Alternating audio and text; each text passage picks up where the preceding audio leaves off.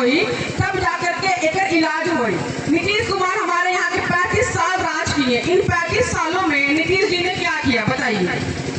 शराबबंदी करवाई, तो शराबबंदी है? रोज बताइए, रोज खाते पीते होंगे, देखते होंगे, तो रोज बताइए बंदी बा कि नहीं के बा? अच्छा, शराबबंदी से हमारे बहन बेटी लोग को, हमारे माता लोग को आराम है? शराबबंदी से लोगों के आराम है? देखिए, जे करे भगवान को किसी को दिखता नहीं है, ठीक है ना? तो भगवान जी बिल्कुल ऐसे किसी को नहीं देखते, लेकिन हर जगह पे है।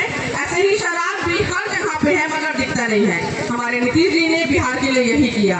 आज हमारे घर में कहते हैं नीतीश जी कि हम सबको रोजगार देंगे।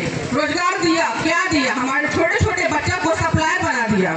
आज देखिए 10 साल के 12 साल का बच्चा सप्लायर बना हुआ है। वो चिमटी में शराब लेकर घूम घूम करके बेच रहा है। जहाँ पे हमारा हॉस्पिटल है, किस्सा बताते हैं, थोड़ा सा आगे 1 किलोमीटर पे इतना झाड़ी है।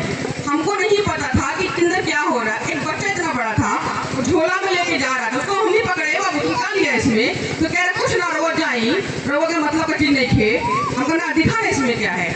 उसमें वो चिमकी में इतना इतना शराब भर के लेके बेचने के लिए जा रहा है।